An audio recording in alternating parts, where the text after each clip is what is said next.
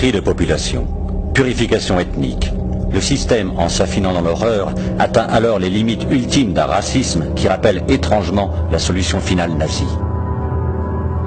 Le docteur Basson m'a montré un document. Ce document contenait une proposition émanant de quelqu'un en Europe.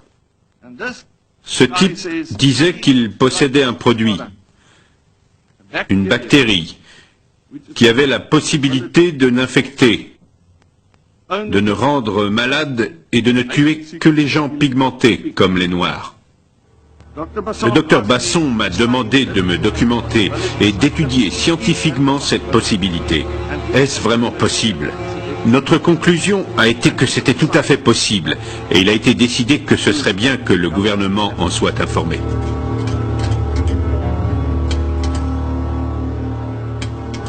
Mais en définitive, nos instructions ont été, et c'est très important, de mettre au point un produit visant à réduire le taux de natalité de la population noire du pays. Pouvez-vous nous en dire un peu plus? Qui vous a demandé de mettre au point ce produit? La personne qui nous donnait directement les instructions était le docteur Basson. Wouter Basson, général de brigade au 7e bataillon médical des forces armées sud-africaines. J'ai demandé à Basson, seriez-vous capable de mettre au point, pour moi, un gaz qui ne serait ni irritant, ni mortel, mais qui rendrait les gens inoffensifs pendant quelque temps, afin qu'ils se calment, et que nous n'ayons pas à les tuer en cherchant à maîtriser la foule. Qui est donc ce scientifique défini comme l'homme de la situation par le chef des armées de l'époque et chargé d'initier une stratégie pour soi-disant paralyser les foules sud-africaines, alors qu'on apprendra plus tard, par les témoignages de ses anciens collaborateurs, qu'il s'agirait d'un véritable projet de génocide. Il se trouve que je suis le témoin vivant de ce qui est arrivé. Je n'ai eu la preuve qu'en 1989, qu'on avait enduit mes vêtements de produits chimiques qui s'avéraient mortels s'ils rentraient en contact avec la peau.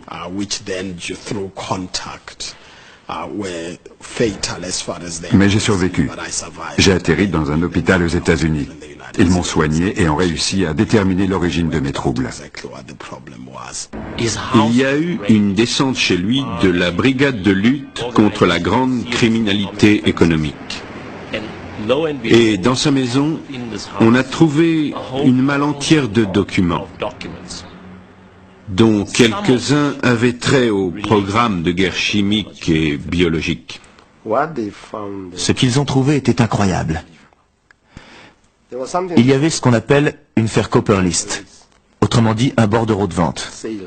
Sucre à la salmonelle, bière au thallium, cigarette à l'anthrax, à la toxine botulique, chocolat au cyanure, whisky à la colchicine, déodorant au typhimurium, venin de serpent. Cette longue liste de ventes de produits au poison indétectable était destinée aux agents de la sécurité sud-africaine pour leur permettre de tuer les militants noirs sans soulever de soupçons lors de l'autopsie. Combien ont été utilisés? On ne le saura sans doute jamais. Selon vous, cette liste aurait-elle pu être utilisée à des fins de recherche scientifique, ou bien est-ce une liste d'armes meurtrières? Assurément une liste d'armes meurtrières. Aucun intérêt pour quelque recherche que ce soit. Parmi les méthodes qu'il est présumé avoir utilisées, l'une consistait à enduire l'opercule d'une canette de bière en aluminium avec du poison. Et si vous utilisiez cet opercule, la partie qui s'enfonce dans la canette, ça activait le poison. On m'a donné un paquet de cigarettes Camel. Et on m'a demandé de déposer quelques gouttes sur les filtres des cigarettes. Et que serait-il arrivé à la personne qui aurait fumé ces cigarettes? C'est difficile à dire, mais j'imagine que les conséquences auraient été mortelles. Ce que les témoignages de scientifiques révèlent, c'est d'abord un arsenal de gadgets mortels dignes de James Bond. Tournevis empoisonnées, parapluie Sarbacane, détonateur de lettres piégées, cannes truquées, lessive explosive et bien d'autres. Nous voyons ici ce qui ressemble à un tournevis. Pouvez-vous nous en parler? La personne qui utilise cet appareil pique la personne visée.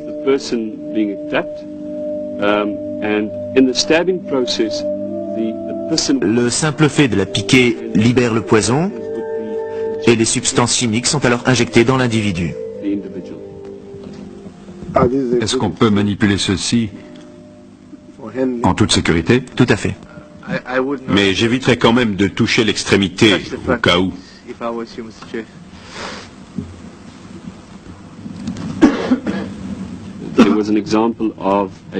Il y avait aussi une aiguille contenue dans ce qui ressemblait à une pompe à vélo. En gros, vous avez dans les mains une pompe à vélo. Vous pouvez la faire coulisser pour sortir l'aiguille. Le même système existait dans des cannes ou des parapluies. Il y avait plusieurs façons de maquiller l'ensemble. Et à quoi servait la canne? Il y avait deux modèles. Le premier était une canne qui dissimulait une aiguille sur le bout. Le deuxième était une canne qui pouvait tirer une petite balle. Une balle en polycarbone qui était percée de nombreux petits trous, ce qui permettait d'y loger des substances toxiques. À très courte distance, l'idée était de pouvoir tirer dans la jambe de quelqu'un. Il y avait aussi deux paquets de lessive Omo qui avaient un mécanisme explosif à l'intérieur. Donc, il y avait deux paquets de lessive Omo avec les explosifs déjà à l'intérieur. Oui. Les paquets contenaient des explosifs amorcés et prêts. Derrière cette panoplie d'inventions d'un autre âge, se profile plus gravement encore l'existence secrète et massive de produits destinés à propager des maladies à l'échelle d'un peuple, voire d'un continent. Anthrax, choléra, méningite, Ebola, sida.